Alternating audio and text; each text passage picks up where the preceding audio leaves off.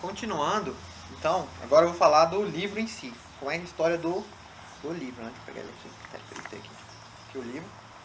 Vou falar agora dele mesmo. Então, o livro tem dois grandes personagens, dois macro personagens. O mundo, que é o mundo que ele construiu, e o Selvagem, que é um cara que foi criado em outro mundo, que foi criado num mundo selvagem, numa reserva indígena lá, que não seguia os padrões do mundo, e depois esse cara entra no mundo. Então, a história, basicamente, do Bravo Novo Mundo é a história da... Ele explica como esse mundo funcionaria, e ele explica como uma pessoa com valores tradicionais responderia a esse mundo. É basicamente isso. Então, primeiro o mundo, né? O que é esse mundo? Deixa eu só dar uma olhada aqui. O mundo, ele começa, né? A história começa num laboratório, que é muito marcante, assim. É meio que um grupo de crianças tendo uma excursão num laboratório. E tá o cara explicando o que cada coisa do laboratório é para essas crianças. O laboratório é um laboratório de criação de seres humanos. Então, todos os seres humanos são criados neste laboratório. As pessoas não têm mais família. Você não nasce de uma mãe, você não nasce de um pai. Você nasce de uma garrafa. É uma bottle, que ele fala. O processo de criação de seres humanos, ele é completamente pré-definido e cronometrado. E os seres humanos são divididos desde a concepção, né, do embrião, em castas. Então, quando ele fecunda o embrião, ele fala de um processo lá de pegar esse embrião e multiplicar, fazer ele dobrar, como se fosse fazendo gêmeos, só que chega até 96 pessoas do mesmo embrião fecundado. Então você sai em gêmeos de 96. E eles falam que isso é muito bom, porque você padroniza as coisas, você padroniza as pessoas. Então esse é o tema, assim, padronizar os seres humanos. Os seres humanos são divididos nas castas de alfa, beta, gama, delta e epsilon. Que são as 5 castas de seres humanos. E eles são divididos assim no momento do nascimento pela quantidade de nutrientes e de oxigênio que o embrião recebe. Então nos alfas, o embrião meio que ele é solitário ali na garrafa dele, e ele recebe uma quantidade grande de oxigênio, nutrientes e de várias coisas. E os epsilons são embriões que são divididos em vários, e eles são meio que sufocados para atrofiados, para já nascerem com falta de nutrientes, com uma capacidade limitada desde o nascimento, desde a concepção. Então você cria uma ordem de seres humanos. Pro resto da vida desses seres humanos vão ser todos diferentes, já vão todos pré-programados, predestinados. Os alfas vão ter aulas em colégios X, com conteúdo X, e vão ser condicionados de uma maneira X. Enquanto os epsilons vão ter condicionamento diferente por menos tempo e vão viver menos tempo. E vão ter trabalhos diferentes. Os epsilons são destinados a ser ascensorista, ser limpador de chão, fazer o trabalho manual, pilotar trator, essas coisas. Enquanto os alfas plus lá são destinados a ser controladores mundiais, estudiosos, poetas e qualquer outra coisa. E já está predestinado basicamente o que você vai fazer. O fato é que esses bebês passam uma linha de montagem, onde cada nutriente é colocado. Então ele enfatiza isso, uma linha de montagem de pessoas. Depois eles nascem, são destinados às suas funções e são condicionados. É outro ponto. Depois de nascer, você é condicionado. Então não basta você já nascer com as habilidades predestinadas, você tem que querer fazer o que eles querem que você faça. Então é engraçado que dentro da garrafa, se você for um engenheiro de foguete, que eles falavam, a sua garrafa ficava rodando, para você já ganhar capacidade de se sentir bem enquanto tá rodando, caso você vai trabalhar em gravidade mais baixa. Se você é um pensador, vão ler para você desde pequeno, para você gostar de conhecimento. Então é esse foco muito grande em condicionar as pessoas a gostarem de fazer o que elas querem. O condicionamento é outra parte importantíssima do livro, né? Que o condicionamento nada mais é do que eles ficam repetindo frases e jargões na sua cabeça para fazer você acreditar que aquilo é sua ideia. Só que você sabe que os jargões são repetidos e tudo, então quando você encontra um problema no mundo real, você já tem uma resposta pré-definida, né? Anotei alguns jargões. Então, você tá lá, quando você é bebê, eles ficam repetindo na sua cabeça. Se você é um bebê Epsilon, eles repetem, você é Epsilon, você gosta de trabalhos manuais, você não queria ser, você não... Os gamas e os dados, todos os outros são melhores do que você, mas você não quer ser eles porque eles trabalham demais. Quando você é alfa, você fica sendo repetido as coisas pra você assim. Você é alfa, você tem a responsabilidade de conduzir a sua humanidade, você é melhor que todo mundo, mas você não queria ser as outras pessoas que elas são mais boas, e você tem a responsabilidade de tocar o mundo. E essas frases são repetidas milhares de vezes no seu sono. É muito engraçado o jeito que o Aldous Huxley descreve esse processo de condicionamento, porque ele detalha muito bem o porquê de cada frase, o porquê de falar isso várias vezes. Aí ele fala que tentaram antes ensinar as coisas, ensinar o raciocínio assim, só que não dava certo. A única coisa que você conseguia fazer desse jeito, repetindo subconscientemente, é implantar jargões, implantar premissas nas pessoas. Então, as premissas já estão lá. Não só elas incentivavam você a gostar do seu trabalho, a gostar do que você quer, a não se sentir mal, mas elas te incentivavam a praticar o sexo livre, assim, elas incentivavam sexo é uma coisa livre, estar junto de outra pessoa, amor não existe, assim, uma coisa mais tem que ser todo mundo de todo mundo, todo mundo é de todo mundo, todo mundo é de todo mundo, é uma coisa assim, everybody, e todo mundo é de todo mundo, é uma das frases que ele botou no livro, que é uma frase que a galera usa hoje, e que tá no livro, que ele inventou lá na época que ele fala, todo mundo é de todo mundo, todo mundo é de todo mundo. Outras coisas que ele incentivava é o uso de drogas, tem uma droga lá que ele inventa, que eu vou falar depois. Mas é muito melhor usar a droga do que se preocupar. Use a droga em vez de se preocupar. Use a droga ao invés de se preocupar. Não se preocupe em usar a droga. Não se preocupe em usar a droga. E essas coisas ficam repetidas e tem um número de vezes para cada frase. E é engraçado que um dos personagens ele é um engenheiro de frases. E ele, toda vez que alguém fala uma frase e ele tá meio puto, né? Ele fala assim, agora ele tá conversando com a mulher fala uma frase dessas, aí ele já fala assim, 14 mil vezes entre 12 e 14 anos. Porque ele sabe que essa frase não é dela, é uma frase que colocaram nela, repetiram 14 mil vezes entre os 12 e os 14 anos para essa frase entrar. Então cada frase tem a sua época de ser, e a sua época de entrar na cabeça. Então quando você é criança, umas frases mais simples, quando você é mais velho, umas frases mais complexas, e você no final você sai um ser humano que é uma coisa pré-definida já, uma coisa que você já sai feito para uma função, e você não está preparado para o resto. Então esse é o condicionamento, que é uma parte importantíssima e é muito legal. Depois do condicionamento, ele entra nesses jargões, né? Esses jargões existem até hoje, né? Hoje eu penso que tem um jargão que hoje em dia... eu acho que esses jargões já funcionam muito bem hoje na sociedade. Tem um jargão de hoje em dia que é a verdade é relativa. Você vai falar qualquer coisa pra pessoa, você fala, não, a verdade é relativa, a verdade é relativa, a verdade é relativa, é um jargão. A pessoa nunca pensou sobre essa frase e as implicações lógicas dessa frase, mas ela repete essa porra dessa frase toda hora. Depois ele fala um pouco, ele vai explicando o que é o mundo, como é que é o mundo, né? Deixa eu ver aqui. Ele fala sobre as atividades desse mundo. As atividades do mundo é o seguinte: trabalho, seu trabalho é pré-definido, né? E eles falam que o trabalho ele tem um tempo exato. Eles já tentaram diminuir a carga de trabalho e a galera entrou em revolta. Tentaram aumentar e a galera entrou em revolta. Então eles encontraram um tempo certo, é Fordismo puro. Eles encontraram um ponto ótimo. Assim, você tem que trabalhar 7 horas por dia fazendo essas coisas. E o seu tempo livre já está pré-definido o que você pode fazer.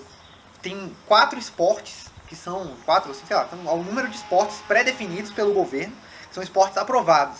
Que é que eles chamam de electronic, que é golfe eletrônico e futebol eletromagnético. E esses esportes, tem quadras deles espalhados por todos os cantos. Então, todo dia você termina o trabalho e você vai jogar esses esportes. Aí você joga esses esportes e tem uma ração de drogas que você pode tomar lá. Que o nome da droga é Soma, né? É uma das atividades principais desse povo, essa droga. Soma, que é uma mistura de álcool com maconha com LSD. Porque ela te deixa meio de leve, feliz. E dependendo da dose, né? No começo da dose ela é meio que maconha, ela te deixa mais na paz. Depois, no meio, uma dose mediana é meio álcool, te deixa mais feliz, mais não sei o que lá. E na dose extrema, ela é um LSD bizarro que te manda pra o que eles chamam de feriado, holiday. Te manda pra uma realidade paralela e você não mais sente nada, você só sente felicidade, tá ligado? Eternal Bliss, que eles chamam lá. E essa droga, ela é dosada lá, você pode usar ela e você é incentivado a ficar usando isso. E quando alguém tá preocupado com alguma coisa, todo mundo chega... Tem um cara lá que tá meio com cara de triste, aí todo mundo fala pra ele assim, ó... Toma essa droga aqui, todo mundo faz, não, você tá com cara de triste, em vez de ficar triste, usa a droga, em vez de ficar triste, usa a droga. É uma frase todo mundo usa a mesma frase, né? Pra que você tá triste, usa essa droga. Pra que você tá triste, usa soma, usa soma. Uma grama de soma é melhor do que uma grama de preocupação. E é uma sociedade centrada em torno disso. Entretenimento, a música deles é uma música simples, bem, tipo, rima simples, com barulhos e luzes. É muito parecido com o pop atual, é muito bizarro. Quando você lê, você escuta a Nicki Minaj cantando. Porque é muito parecido a descrição que ele fala. É uma música simples, alta, cheia de barulhos, sons sintéticos, tudo é sintético, tudo é feito pelo homem, tudo é feito eletronicamente pelas máquinas. E ela incentiva, e a música incentiva o sexo, incentiva o uso da droga, ela incentiva os comportamentos do governo. A música também é pré-aprovada pelo governo, pelo status quo, né? E o sexo é livre. O sexo é tido como livre, todo mundo tem que ser de todo mundo. Não dar com um cara é incortês. Você não praticar sexo com alguém é uma coisa de politeness, que eles falam, que é engraçado, que é cortesia. É uma coisa de senso comum, de civilidade, é você praticar o sexo com a pessoa. Senão você está sendo uma pessoa, não está sendo polite. Porque é muito bizarro, né? Você pensar. E é meio que o mundo caminha pra...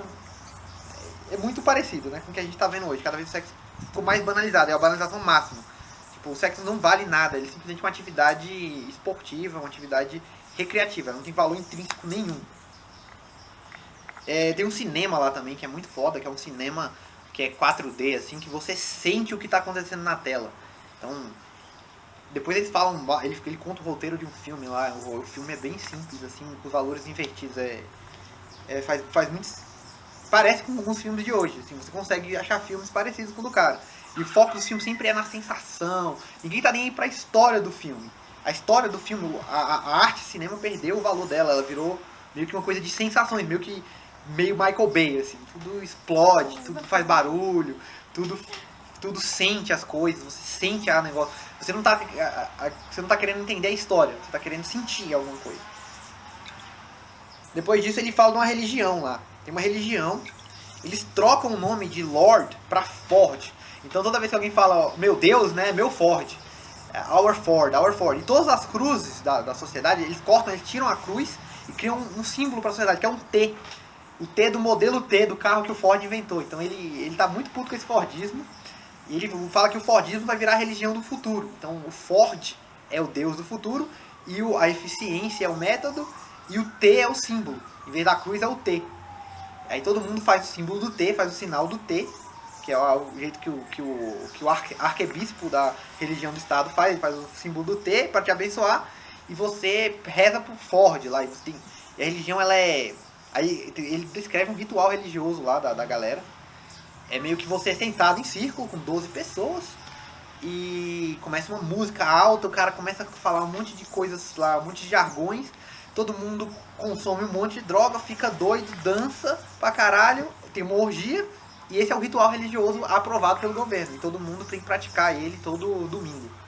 E ele é muito enfático nisso, que o Estado virou essa religião. Aí outra coisa que ele mostra, que é a parte que começa a ficar legal, são os despertos, né? Que são os personagens, é o Bernard Marx. Outra coisa massa é os nomes. Todos os nomes são nomes de cientistas ou de caras famosos, que são meio que os deuses da época, né? Marx, a menina chamada Lenina, de Vladimir Lenin, tem um cara chamado Helmholtz, George Bernard Shaw. Todos os nomes são fusões de nomes de empresários, de caras que defendiam esse mundo na época do Aldous Huxley. Então esse Bernard Marx, que é um dos personagens principais, ele é um cara que é um alfa. Então ele é um alfa, ele é engenheiro social lá da negócio. O trabalho dele é definir o número de vezes que as frases têm que ser repetidas para cada idade, para cada tipo. E ele começa a ficar infeliz. E é engraçado que eu chamo ele de os despertos, né? Tem 2 despertos nessa história. São caras que nasceram nessa sociedade, mas são infelizes com ela. Sendo todo mundo é feliz. Um dos lemas é Everybody's happy now. Todo mundo é feliz agora. E esses caras são infelizes justamente por algumas diferenças dele com esse mundo. Esse Bernard Marx deu um erro quando ele foi criado. Alguém esqueceu de botar um nutriente lá. Ou então derramaram alguma coisa na garrafa dele, e ele nasceu meio troncho, assim, meio enviesado para um lado. Então ele é menor do que os outros alfas. Ele tem uma aparência meio estranha. As aparências são todas iguais. Todo mundo é bonito. Ninguém é gordo, ninguém é nada. Todo você é geneticamente feito para ser bonito. E todo mundo é muito igual. Todo mundo é muito igual. Aí esse cara é um pouquinho diferente. Aí todo mundo bulina ele, faz bullying com ele, né? Ah, você é baixinho, você é escroto, ninguém gosta dele, tu é estranho, derramaram álcool na tua garrafa, por isso que tu nasceu escroto. E esse bullying faz ele despertar, né? Porque ele sente que ele é diferente. Então ele sente essa diferença, ele fica meio triste. E ele vê que não faz sentido, porque ele entende que tudo aquilo é meio pré-programado. E ele tem essa sensação interna, de leve. O outro cara, que é o outro desperto, que é o Helmholtz, é um cara alfa plus plus lá, o super alfa. Ele é um comedor ele é o cara mais famoso, ele come todo mundo, ele pega geral. Ele é super inteligente, ele dá aula de poesia lá, de criação de frases na Universidade do Estado. E ele é definido como o cara exemplar da sociedade. Só que ele percebe que não é o suficiente. Ele cria poesias, aí ele fala que ele sente que a poesia dele é fraca. Ele não consegue exprimir o que ele quer sentir de verdade. Então ele também é um desperto, mas ele é um desperto pela outra razão. Não porque ele é bulinado, mas porque ele vê que ele alcançou tudo que ele podia alcançar na sociedade, mas ainda sente um vazio. Então tem esses caras despertos. Fora esses despertos, tem o povão, que é a galera que está dentro da sociedade tão pesado que não consegue mais ver nada. E o maior exemplo disso é a Lenina, que é a menina lá, que é uma beta, que trabalha enchendo garrafa lá trabalha colocando nutrientes na garrafa dos fetos. Ela é uma menina bonita, assim, que a galera fala que é muito boa, ela é muito pneumática, né? Que ela é muito boa de cama, né? E ela pega geral lá, e é sempre trocando de cara. E ela é tão enviesada para dentro desse mundo que ela não... O raciocínio dela é totalmente baseado em jargões. E ele enfatiza isso, ele mostra como o raciocínio da mulher não tem raciocínio nenhum próprio. É simplesmente jargões repetidos. Uma coisa muito legal é você pegar uma das músicas, eu vou botar até o link, uma música chamada #Selfie, uma música atual. E pra mim, quando eu li essa mulher, eu vi essa música, que você vê o raciocínio. Essa música é meio que a mente, essa música é eletrônica, uma batida, assim, uma música de balada que é muito boa. E ela que é meio que a mente de uma menina numa balada. Que é muito assim, é muito baseado em jargões, ela pensando assim, ela encadeia um pensamento que é um jargão com outro, um jargão com outro. Não tem lógica, tem jargão atrás de jargão atrás de jargão. Eu tô com vontade de fumar, eu tô querendo tirar uma selfie, vamos tirar uma selfie. Essa é a música. E você vê que o raciocínio da Lenina é muito igual ao raciocínio da galera de hoje. É um raciocínio de jargões, né? Então essa é a parte do mundo. Então vamos lá. Falei um pouco do mundo, né? Então esse é o mundo, é um contexto. Esse mundo, ele funciona assim. Ele foi criado daquele jeito. Ele foi feito por meio de engenharia. Existe uma casta superior chamada controladores do mundo, que é a casta que são 10 pessoas que comandam tudo que pode ou não pode ser visto, tudo que deve ou não deve acontecer. Fazem experimentos também, assim, vamos popularizar, vamos tentar fazer vamos diminuir a carga de trabalho. Aí quem decide, quem vai fazer isso é os outros controles, eles diminuem em experimento, analisam, se der certo, diminuem para todo mundo. Então é um mundo bem científico, bem controlado, cujo foco foi a eliminação completa de qualquer tipo de sofrimento. Tanto sofrimento pessoal, como a dor, como sofrimento interno, psicológico, assim. Você não tem dúvidas, você não tem indagações, tudo são certo, tudo está certo, tudo já foi feito, tudo está confortável. A galera fala que eles usam a palavra bliss, né, que é meio que felicidade, todo mundo está feliz, mas não é felicidade, assim. Eu não acho bom usar essa palavra felicidade, porque ela tem um peso muito mais forte, acho que em português. Eu acho que a palavra mais forte é um mundo confortável, o conforto extremo, é o mundo mais confortável de todos. Não existem dúvidas, não existem sofrimentos, não existem problemas, existem certezas, existe um conforto eterno, um conforto controlado, o conforto de não ter que tomar decisões, de não sofrer, de não ver ninguém morrer, você não tem família, você não sente a perda de ninguém. E você é condicionado também para ver a morte como algo normal, algo banal, que acontece e todo mundo é substituível. Eles falam isso, todo mundo é substituível. Então a morte é a morte mesmo, vai vir os caras no lugar do cara que morreu. E é sempre assim. Então esse é o mundo. O que acontece agora é que o Bernard e a Lenina vão numa viagem para uma reserva indígena, que está num lugar onde não vale a pena ser colonizado, porque o clima era muito árido, então não vale a pena ninguém morar lá. Então eles vão para essa reserva indígena, no estudo do Bernard. O Bernard leva a Lenina, que ele queria pegar a Lenina, ele vai os dois, nessa viagem para essa reserva indígena no Novo México. que é um deserto lá onde mora um povo primitivo, né, que eles chamam de primitivo, né, que os civilizados são eles e o primitivo é aquele povo que não tem tecnologia. Quando eles chegam nessa reserva, todo é um horror. O horror, porque é tudo meio sujo, meio empoeirado, a Lenina dá altos pitis que tá tudo sujo, não pode ter sujeira no outro mundo, tá tudo meio velho. E no outro mundo não existe coisas velhas, o consumismo é o que impera, todo mundo tem que criar uma coisa nova, todo mundo não pode remendar nada, você tem que comprar coisas novas. Então eles vão nesse mundo, nessa reserva, essa reserva tem tradições, tem religião ainda. Então é um mundo que tem uma religião, é meio que um panteísmo, assim, tem os deuses indígenas, tem Jesus também na jogada lá do livro. Eles estão nessa reserva indígena e eles veem um ritual lá de alto sacrifício, que é um ritual de uns índiozinhos sendo chicoteados assim pelo bem da comunidade para trazer chuva. E eles se auto-chicoteiam, eles cantam e dançam, e aquilo é um horror do caralho, porque eles estão sofrendo ali e a galera não tem um nojo de qualquer tipo de sofrimento que é absurdo. A Lenina também é uma mulher velha, e velhice não existe no mundo civilizado, você morre cedo. Isso é feito para durar até certo ponto, ninguém fica velho. Então, a velhice é um absurdo também. Nesse mundo eles encontram o selvagem, que é o John, o nome dele é João. É o único nome que é bíblico, né? Que é um nome tradicional, um nome simples, não é o nome de um cara foda, não é o nome do Marx, não é o nome do Bernard Shaw, não é, o nome dele é João, e ele fica um João selvagem. E no vídeo do Guilherme ele fala que tem a ver com o João Batista, né? Que deve ser também. O João, ele é um cara que ele é filho de uma mulher chamada Linda, que era da civilização e foi esquecida nessa reserva. Ela era da civilização, ela vai numa viagem nessa reserva do mesmo jeito que a Lenina foi, só que ela cai do cavalo e ela foi esquecida lá. E além do mais ela tá grávida, né? Ela ficou grávida. Ficar grávida nessa época era um absurdo total. Você tinha todas as mulheres eram ensinadas uma coisa chamada um drill, que é uma sequência de ações anticoncepcionais. Todas andavam com cinto malthusiano, que é o nome, cinto malthusiano, de Thomas Malthus, né? Controle populacional. É um cinto de contraceptivos, de pílulas, que elas tinham que tomar antes de fazer o sexo. E elas tinham que tomar as pílulas certas. Essa mulher, ela errou num desses negócios e ficou grávida de um cara, antes dela ir, um cara da civilização. E quando ela estava nessa reserva, ela caiu, bateu a cabeça, esqueceu de tudo, acordou na civilização grávida. E como ela tinha uma vergonha extrema de estar grávida, inclusive na civilização, se você errasse esse negócio e ficasse grávida, tinham clínicas de aborto livre, assim. Você podia abortar, o esperado era você ir lá e abortar e não contar pra ninguém, porque a gravidez era uma coisa nojenta, absurdamente nojenta. Um bebê nascer de uma mãe era algo tido como absurdo. Tinha que nascer da porra da garrafa lá. Então essa menina ficou grávida, ela teve um filho, que é esse John, que ele era, tipo, os índios eram meio negros, né? Que eram índios mesmo. E elas eram brancas, né? Que elas eram da civilização europeia lá.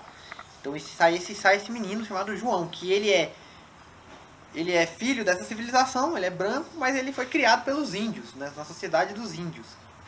A mãe dele, ela é muito escrotizada, muito bulinada pelos índios, porque ela não consegue entender a cultura dos índios, ela não tem a capacidade de entender, ela só consegue pensar em jargões. Quando ela tá na sociedade dos índios, ela vira uma prostituta lá. Porque ela acha que o sexo tem que ser livre mesmo. Então ela começa meio que se prostituir lá.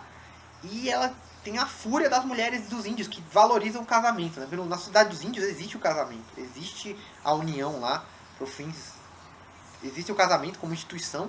E as mulheres indígenas escrotizam essa mulher, batem nela, xingam ela.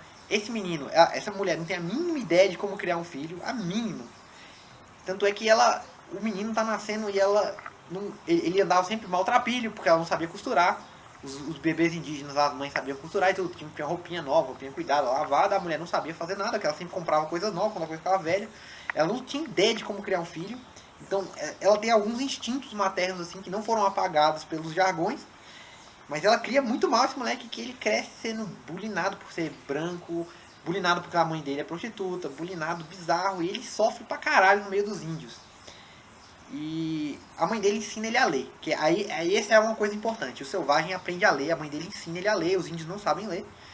Ela ensina a ler pra ele. Aí isso muda completamente a vida desse moleque, porque ele lê, ela dá um manual pra ele ler, um manual do trabalho dela da época, que era de engarrafar bebês. E ela só sabia isso, ela só sabia engarrafar jogar nutrientes no bebê, que era a única coisa que ela sabia. O bebê, ele perguntava pra ela, como é que funciona essas coisas, como é que funciona aquilo? Ela não sabia explicar nada. Ela fala, e usa o jargão assim, não é meu dever saber, não é meu dever saber, eu só tenho que saber isso que era o que eu tinha que saber no meu trabalho lá. Então ela tem uma ojeriza ao conhecimento. Ela passa a maior parte do tempo bebendo cana lá dos índios, que é uma cana que tinha lá, que ela fala que é muito pior do que a soma, porque a cana dá ressaca, a soma lá, que era a droga feita pelo Estado, não dava ressaca, o álcool lá dos índios dava uma ressaca moral, uma ressaca física, que ela achava uma merda, então ela ficava só bebendo essa cachaça, e ficava com um índio lá, que era o chamado Pop lá, que era um índio que meio que sustentava ela, que era o cafetão dela lá. Então, e esse menino foi criado pelos índios e sendo escrotizado. Esse índio que é o cafetão dela, dá um presente pro moleque, que é um livro, que ninguém sabia ler, é um livro bem antigo, que é a coleção completa de Shakespeare. Esse moleque, sabendo ler, pega essa parada e decora toda a obra de Shakespeare. E é muito foda que aí cria o selvagem, ele sai do plano dos índios, que ele ganha uma capacidade de se expressar que é muito foda. Tudo que ele começa a sentir, ele lembra de algum poema do Shakespeare e ele usa esse poema do Shakespeare. Uma hora ele vê lá o índio na cama com a mãe dele, ele fica horrorizado, ele sente uma fúria, um inveja, uma coisa assim meio primordial de ver que a mãe dele está sendo abusada pelo índio. E ele lembra do poema de Shakespeare lá de Otelo, acho que é de Otelo, do Rei Lear, que o cara fica furioso e quer matar o cara, né? E não quer matar o cara tá incestuoso na cama e ele quer matar esse cara. Engraçado porque é de Shakespeare, porque Shakespeare tem um valor cristão, um valor tradicional muito grande. E ele traz consigo, as obras de Shakespeare trazem esse valor cristão, esse valor, esse amor romântico, esse belo, o verdadeiro, essa busca por uma coisa maior. E esse selvagem é moldado nessa obra de Shakespeare e ele começa a pensar desse jeito. Ele começa a exprimir os sentimentos dele usando as palavras de Shakespeare. E ele ganha uma profundidade de sentimento muito maior do que até os próprios índios. Ele começa a ter experiências religiosas, experiências de amor. Ele se apaixona com uma índiazinha lá, aí outro índio vai e casa com ela, ele se sente mal, ele se joga no mato. E ele vai contando a história dele, e a história dele é repleta de versos de Shakespeare. Tudo que ele vai falar, então, inclusive o título, Brave New World, vem de um verso de Shakespeare, que é quando esse Bernard Marx e a Lenina vão para essa reserva, encontram esse cara, o Bernard vê esse cara como um achado, liga lá pra sociedade, ganha permissão para levar esse cara de volta, tirar esse cara da reserva. A mãe dele tinha contado que esse mundo novo era tão bonito, era tão legal, essa civilização era o melhor lugar do mundo, era o céu. E na cabeça do índio, ele colocou o céu como essa civilização. Ele não sabia que era uma merda, na verdade. Então, antes de ir pra essa civilização, quando o Bernardo fala assim, nossa, você vai voltar comigo, ele fica feliz pra caralho, ele vai voltar ele e a mãe dele pra civilização. E ele exclama o poema que é a Miranda, do livro lá da Tempest, eu nunca li. Mas o poema é uma das frases que ela fala, né? Que ela tá em êxtase também, porque ela vai para um mundo novo, e ele também está em êxtase porque ele está indo para um mundo novo. Aí ele fala, Brave New World, Brave New World, admirável mundo novo. Quantas coisas você tem guardadas para mim, né? Ele vai com essa sensação. Então, os sentimentos dele são regados a Shakespeare. A literatura molda muito a mente desse menino. Então ele volta para o mundo, com o Bernard Marx e com a Lenina. Né? Depois de um tempo lá na reserva, acontece umas tretas, ele volta para o mundo. E aí acontece o choque. Ele encontra no mundo um vazio, né? Umas coisas que o Bernardo fala é que ele não se impressionava com nada. Tinha um helicóptero, luz elétrica, tinha uma torneira de comida, uma torneira de perfume, torneira de não sei o que lá, televisão. E nada impressionava ele. Nada impressionava o índio, porque tudo pra ele era vazio. Ele queria ver a arte, ele queria ver algo bonito, ele queria ver poemas, e toda a música era besta, todo barulho, tudo era barulho. Tudo era só máquina, e não tinha valor em nada daquilo. Ele fica muito, assim, pasmo com o mundo que ele vê. E todas as pessoas que ele ia interagindo, aí vem a alta sociedade toda conhecer ele. O Bernardo fica famoso por causa do Selvagem. O Selvagem fica famoso, ele vira meio que uma criatura lá, famosa, assim, um show de horror lá. E todo mundo quer ver ele, todo mundo quer conversar com ele. E a alta sociedade inteira vai falar com ele. E ele vê que todo mundo é vazio, todo mundo é supérfluo, todo mundo, até os caras mais inteligentes que ele falava, não tinham conhecimento, não tinham profundidade, não tinham esse apego pela verdade, pela beleza, pelo amor, tudo era supérfluo. Ele se apaixona pela Lenina, ele se apaixona mesmo, assim, no estilo Shakespeare. A Lenina não consegue entender isso. Aí chegam cenas absurdas lá que a Lenina uma hora ele não consegue, ele fala pra Lenina, eu te amo, eu quero casar com você, eu mataria um tigre por você, eu lutaria contra um bicho. E tudo que ele falava, a Lenina refutava. Assim, ele falava assim, eu mataria um tigre por você. A Lenina fala, mas pra que se tem a polícia pra matar tigre? Eu limparia o chão com uma escova de dente. E pra que se tem um carinha que limpa? Ela não consegue entender que o amor é um sacrifício, né? Pra ela, o sexo tem que ter.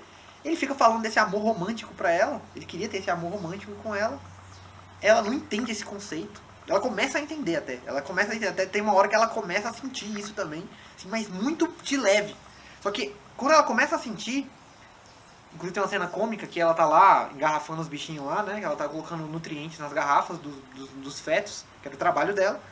E ela tá meio que se apaixonando pelo Selvagem, porque o Selvagem, ele olhava pra ela com um olhar diferente. E ele não se entregava, não atacava ela que nem os outros homens. E ela ficava questionando isso, né? Por que será que ela era feia? Será que ele gostava dela mesmo? Não sei o que lá. Ela começa a se apaixonar pelo cara. E ela começa a ficar distraída com isso. Aí ela erra lá. Esquece de botar a injeção na garrafa. E ela não sabe se ela errou ou não. Ela tava viajando na maionese. E aí é engraçado que o Aldous Huxley corta pro futuro e no futuro lá ele fala, depois, 29 anos depois, morre um alfa de febre, do primeiro caso registrado de febre tifoide, porque não recebeu a vacina na garrafa. Então ela errou e matou o cara do futuro. Então aí já mostra que como o questionamento do status quo gera erros, né? Ele mostra isso. Pra você ter uma coisa bem controlada, você tem que ter todo mundo alinhadinho. Quando a pessoa começa a viajar um pouquinho, ela errou ali e já fudeu o sistema. Depois isso volta, né? Aí ela não consegue entender. Quando ele tá falando desse amor romântico, ela tira a roupa e se joga pra cima dele. Tira a roupa mesmo, assim, e fala, não, é agora, é a hora, é essa, vem. Aí muda. O amor dele vira um ódio profundo e ele dá uma surra na mulher. Lei Maria da Penha pra ele, né? Hoje, Lei Maria da Penha mesmo. Bate nela, que ele fala assim, vagabunda, vagabunda, ele não consegue entender. Ele não consegue entender o jeito dela, ela não consegue entender o jeito dele. Ela não consegue entender o porquê que ele valoriza tanto o sexo e ele não consegue entender o porquê que ela trata tudo como tão banal. E esse clash cultural acontece hoje em dia, né? Que eu acho muito foda. Depois o diálogo mais importante, que eu vou falar um pouquinho na parte de filosofia, que é a parte mais importante do livro, é quando o Selvagem encontra o Controlador Mundial. O Controlador Mundial é um cara extremamente culto, ele leu tudo, sabe tudo, ele não é um cara preso pelos jargões. Quando ele interage com o Selvagem, a interação entre eles é sensacional. É o debate filosófico atual, é o debate filosófico mais foda de todos. Eu vou falar um pouco dele mais pra frente. O Selvagem fica nesse mundo e o final é uma merda. Eu não vou falar do final, mas não é bom, não é feliz. Mas o Selvagem é o Selvagem interagindo com esse mundo. O livro termina com as interações do Selvagem nesse mundo. Ele vira meio que uma atração desse mundo, né? Ele vira meio que um circo para esse mundo. E termina muito mal o livro. O Selvagem tem outra parte muito ruim, que é quando a mãe dele quando volta pro mundo, ela tá gorda e tá feia. Aí ninguém quer ver ela. Ela é uma criatura horrenda para esse mundo. Então eles trancam ela numa carta e entopem ela de droga. E ela fica felizíssima, porque o que ela mais queria era aquela droga, para esquecer tudo que ela viveu. E ela fica viajando por 30 dias, ela perde a noção de tudo. E ela vai morrer depois de 30 dias, porque ela também estava muito doidona dessa droga, usando constantemente. Quando ela tá morrendo, o Selvagem vai lá e o Selvagem começa a chorar, né? Porque tá perdendo a mãe dele não entende o que tá acontecendo, ela tá sempre viajando. Ele fica puto porque ela não consegue entender o que tá acontecendo. Ele começa a se sentir muito mal pelaquela morte. E quando ela tá morrendo, aí passam uns caras lá, umas criancinhas, e começam a rir daquilo. Aí o ridicularizando, porque elas são treinadas pra rir da morte, pra não valorizar a morte. Aí ele fica puto, dá um show lá, quebra tudo. É uma parte muito boa. Então essa é basicamente a história do livro. É muito bom. Todas essas coisas que eu contei são recheadas de diálogos que te lembram as questões filosóficas de hoje, as questões filosóficas desse mundo aí, que são muito atuais. E quais são essas questões filosóficas? Vai ficar a próxima parte agora.